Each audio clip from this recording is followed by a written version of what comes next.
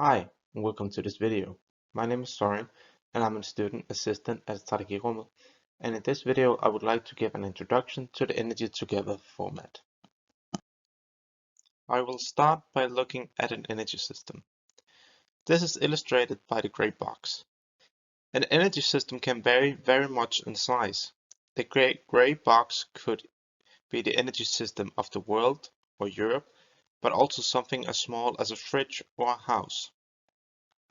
When talking about an energy system, we would like to keep a balance of the energy at all times. Firstly, we would like to know what kind of energy comes into the system. Then we would like to know what happens with the energy. Does it change form? For instance, primary energy such as coal gets turned into electricity.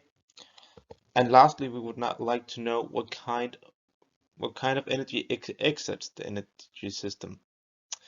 This could be, for instance, the electricity which gets used in household appliances.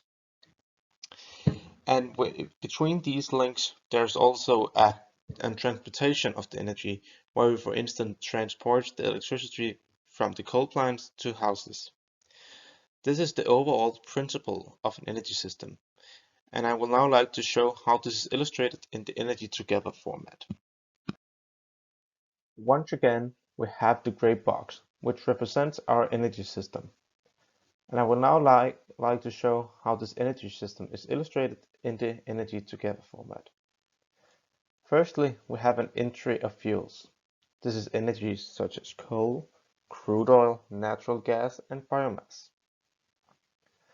Then we have a second box, which is the entry of secondary energy such as electricity, district heating, and oil products. Finally, we have the box where the energy leaves the system. When there is a transportation from where the primary energy gets extracted to where they get converted into secondary energy. However, some of the primary energy gets used directly in the exit energy. This is, for instance, natural gas, which gets used in a natural gas furnace.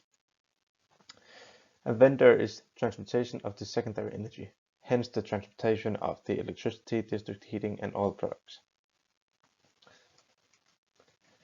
The Energy Together format focuses on the energy infrastructure. Therefore, the transportation of energy is represented in these two blue boxes, where we have the transportation of primary and secondary energy. At the current state of this energy system, we're still lacking the renewable energies. The primary energies such as wind and solar are not going through any transportations since they cannot be transported. Therefore, they are going to have their own box outside of the transportation boxes. And when talking about renewable energies, we differ from off-grid and on-grid connected. Firstly, we can see the off-grid connected.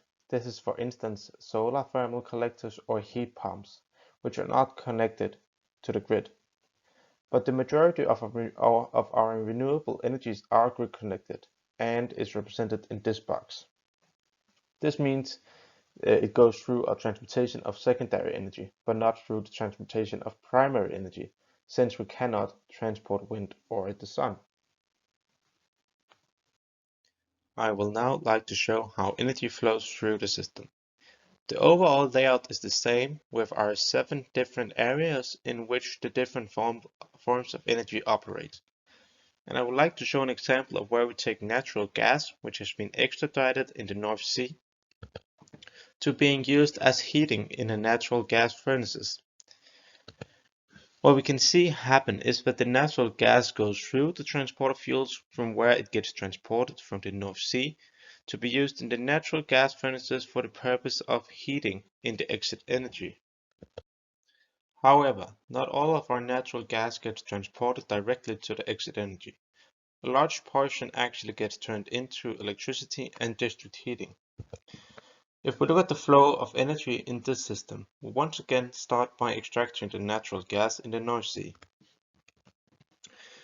And it is now illustrated how the natural gas gets transported into the middle box, where the natural gas gets turned into secondary energy in the form of electricity and district heating. In this instant, instance, the conversion process gets done in a decentralized combined heat and power plant. Afterwards, the flow of electricity in the red color and the flow of district heating in the blue color is shown, which then comes into a transportation system. And notice here how the flow of energy gets smaller throughout the transportation process. This is due to losses in the transportation. And then lastly, it comes to the consumers, where it gets used as energy services. I will now like to look at the energy flow of solar and wind energy, which are grid connected. The flow is that the primary energy of wind and solar goes into the middle box, where it gets turned into secondary energy. This happens in solar cells and wind turbines. Afterwards, it goes through the transportation process, where it lastly can be used as energy services in the exit energy. Please notice that a house with solar cells, which is connected through to a grid, still undergoes the same flow of energy. It is only if the solar cells are not connected to the grid in any way that it goes through another flow of energy. If we now look at the off-grid renewable energies, they undergo a different flow, which is shown here. This can, for instance, be solar thermal collectors or heat pumps, of course with the solar thermal collectors not being grid connected. This is the energy together format, and I would now like to show how it works. This format shown is from the world in the year of 2017. This is also available on the website. At the bottom of the illustration we can see the different forms of energy. What we can see to the left in the gray box is the intra-fuels. Energy comes into the intra-fuels either through own production, import, export, or through stock changes. When following the energy flows, the next box is this transport of fuels. From here it can either go into the conversion process and be turned into secondary energy. The energy can also go directly to the exit energy. As previously mentioned, this is for instance natural gas, but it can also be biofuels such as wood pellets. Then we have the middle box in here where we convert the primary energy into secondary energy.